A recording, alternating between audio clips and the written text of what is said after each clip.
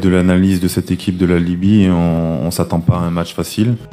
Bénin-Libye, les chances béninoises, les Guépards, ils ont le dos au but. Salut, j'espère que vous allez très bien. Bienvenue ici. Hormis l'information concernant les Guépards, les Guépards vont prendre la plupart des informations de ce Flash Info, de ces news, de ces informations. Mais on parlera aussi, bien sûr, de quelques nominations au sein du ministère de la Jeunesse des Sports et aussi des U20. On va vous lister, bien sûr, leurs noms, ceux qui ont été appelés. Mais en grand format, bien sûr, cette rencontre Bénin-Libye. Plusieurs informations dans une même vidéo, plus besoin d'aller perdre votre temps sur les réseaux sociaux pour savoir qu'est-ce qui s'est passé, Venez tout simplement ici, on a le condensé. Et sans plus tarder, on va rentrer dans le vif des sujets. Chap chap.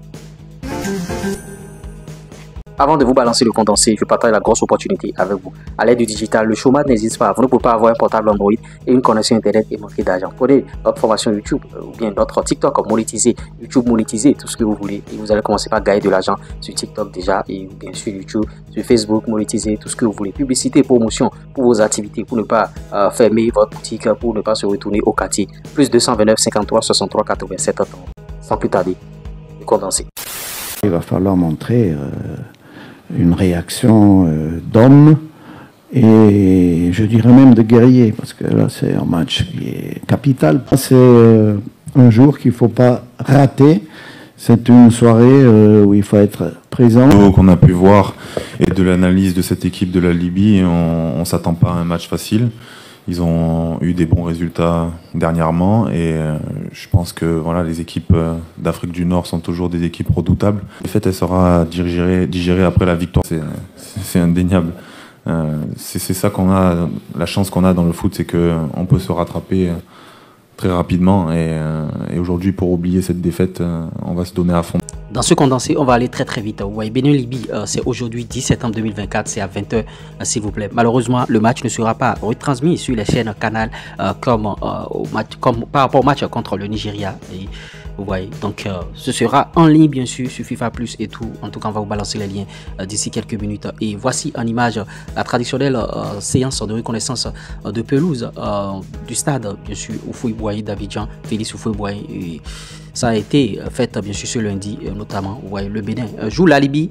Vous voyez, aujourd'hui à 20h, on ne cessera jamais de le dire. Donc prenez le rendez-vous. Et par rapport aux conférences de presse, tout ça là, on vous a déjà balancé les infos, mais on reviendra sur ça. Le capitaine des Guépards, Steve Mounier, qui a dit si on veut se qualifier pour la prochaine CAN, il est important de repartir aujourd'hui bien sûr avec une victoire. Vous voyez, pour nous les joueurs, et bon, en tout cas la défaite face au Nigeria sera digérée après la victoire. Il a dit en conférence de presse. Vous avez suivi, bien sûr, je ne fais que résumer ce que Steve Mounier a dit. Et par rapport à Gennaro 3, il a dit que, bon, en tout cas, nous savons que la Libye est une équipe solide. Il n'y a plus de match facile. Vous voyez, ce sera difficile, mais nous serons prêts quand vous perdez 3-0, c'est une claque et nous avons la chance bien sûr de pouvoir réagir immédiatement et ce match est capital pour nous. Il va falloir montrer une réaction d'homme et même de guerrier. Ce match est déterminant pour nous et avec et c'est là que nous verrons bien sûr la véritable mentalité bien sûr des joueurs. Vous voyez, ils ont le dos au mur, Gennaro et sa bande. Il va falloir sortir le grand jeu. On va revenir sur la nomination de Ouma Tchomogo, ancien sélectionneur des Guépards, et de Rudy Kinsdede. Ils sont nominés, bien sûr. Bon, deux anciens internationaux béninois sont sollicités, bien sûr, par le ministère des Sports pour apporter leur expertise dans la détection des binationaux. On y reviendra chaque. Par rapport à la liste des juniors, c'est-à-dire les U20 présélectionnés bien sûr pour la qualification à la CAN, il faut d'abord jouer UFOA et tout. Vous voyez, les gardiens de but, Kossi Bertrand, Karim Raman, vous voyez, Kachakolo, Mohamed Chabiziad, bien sûr, défenseur, Alassane Wele de l'Autopopo, Moncho Hassen, Dossé Hector, Agbano Prince, Akapo Sherifou, Johnson Joseph, Guéra Zibé, Adjamé, Isdine, vous voyez, Baba Nayo, Carmel, Moulero, Gabriel, Traoré, Samadou, vous voyez, Sabdan, Achiraf au milieu de terrain, c'est beau, Rabiou, vous voyez, Saliou, Nawas, Ronkarin, Jidas, Jokwi, Ferdinand, Alouosso, Olamide, Sojamoa, Abraman, vous voyez, ils sont beaucoup là, les attaquants, Ngobi Saïd, vous voyez, Yarasi, Sounon, Malik, vous voyez, Razek, Rachidou, Nangbe Joël, Hondiame Jordi, Yakubu, Abrakimou, Orumossi, Zidane, Koubedi Félix, Gagné, Floride et beaucoup d'autres. Vous voyez, bon, voilà la liste des U20 et voilà le condensé. Et oui, j'espère que vous avez suivi, bien sûr, ce condensé. Et par rapport à cette rencontre des Guépards, vraiment, il y a de l'étincelle dans l'air. Parce que si les Guépards, je ne souhaite pas perdre aujourd'hui, c'est fini. On revoit encore la Coupe d'Afrique. Et bon, qu'est-ce qui va se passer? Parce qu'on a déjà perdu, on s'est fait déjà gifler 3-0 par le Nigeria. Aujourd'hui, on rencontre la Libye. Et on doit gagner un match nul, n'est même pas bon. Parce que vous voyez, à la mi-temps, le match Nigeria-Rwanda, c'était à 0-0. Jusque-là, je ne sais pas si la vague à Osimhen a déjà marqué. Mais par rapport à cette rencontre, ce qu'on pourrait dire à Guénotre, c'est que il faille qu'il règle ce problème dans l'axe central de la défense parce que c'est notre maillon faible actuellement. Et il aurait dû appeler même Moïse Adileou dans cette défense. Et parce que bon, avec Verdon, ça ne va pas. La combinaison Verdon-Cédric Montondi, ça ne va pas du tout.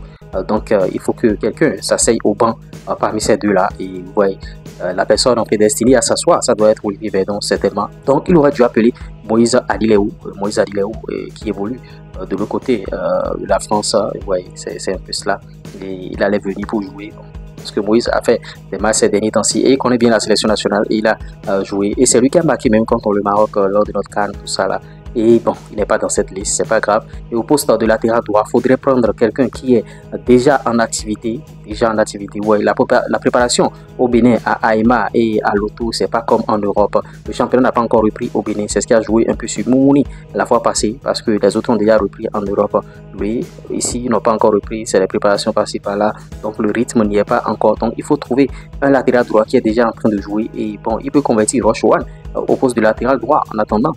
Ou bien s'il a d'autres solutions là, il peut le faire. Maintenant, au poste de milieu de terrain, ne plus faire jouer Imoran en sentinelle, mais c'est Sid Almeida. Sid Almeida est habitué à jouer en sentinelle parce qu'il apporte beaucoup à la défense. Il fait jouer Sid Almeida en sentinelle parce que Imoran en sentinelle, c'est pas bien. Donc, il va libérer Imoran qui va jouer au milieu de terrain comme numéro 8. Donc, Olaitan revient comme numéro 10 et à la place de Olaitan dans le couloir, il met Andreas Rotondi et il titularise Jodel Dossou. Il titularise Jodel Dossou dans le couloir. Donc dans les deux couloirs, Andreas et Jodel, parce que Jodel aime bien sûr ces genres de challenge. Jodel, il est décisif, il faut pas l'oublier. Faut pas que le public parle du revers de main. La qualité de Jodel Dossou, il faut que Jodel débat et Steve Mounier en pointe bien sûr de cette équipe et on verra la suite. Ça va pouvoir aller parce que on a besoin de marquer, on a besoin de gagner ce match. Ça c'est indéniable pour bien sûr l'équipe. Donc il faut entamer bien sûr cette rencontre de la plus belle des manières. Les 15 premières minutes déjà marquées. C'est important, ça fait du bien au moral, marqué dès les 15 premières minutes. Maintenant, si après les 15 premières minutes, la sélection béninoise n'arrive pas à scorer, l'adversaire va rentrer en confiance et ce sera compliqué plus tard. Donc, il faille bien sûr régler ces trucs-là. Et pourquoi pas, bon, en tout cas, jouer dans un système de jeu où on a deux récupérateurs, un plus défensif, c'est-à-dire Sid Almeida, et un milieu relayeur, c'est-à-dire numéro 8, Imoran, et en numéro 10, Olaitan. Vous voyez, donc le triangle milieu de terrain serait renversé. Au lieu de faire un seul, c'est-à-dire jouer en une seule personne en sentinelle, on fait 2-1. Et vous voyez, ça va aller. Et je pense que l'équipe béninoise va pouvoir marquer. Les gens sont en train de critiquer Steve Mounier comme quoi au match aller, au match passé, quoi. Il n'a pas eu assez de ballons pour exploiter. Donc cette fois-ci, il va falloir lui donner beaucoup de ballons pour qu'il puisse créer la différence. Maintenant, par rapport à la nomination de Rudy Gestede et bien sûr au match Mogo pour détecter les binationaux. Rudy Gestede, il avait fait une grosse déclaration comme quoi quand il vient en sélection nationale il se blesse et tout. Est-ce que c'est celui-là qui va détecter les binationaux? Est-ce qu'il ne va pas leur dire de ne pas venir? En tout cas, est-ce qu'il a le diplôme nécessaire? Peut-être que le gars il a passé des diplômes, tout ça là. On verra tout ça avec beaucoup de pincettes. J'espère que vous avez bien sûr aimé ce Flash Info. Likez, partagez, abonnez-vous. On revient tout à l'heure pour d'autres informations sur la chaîne. Ciao.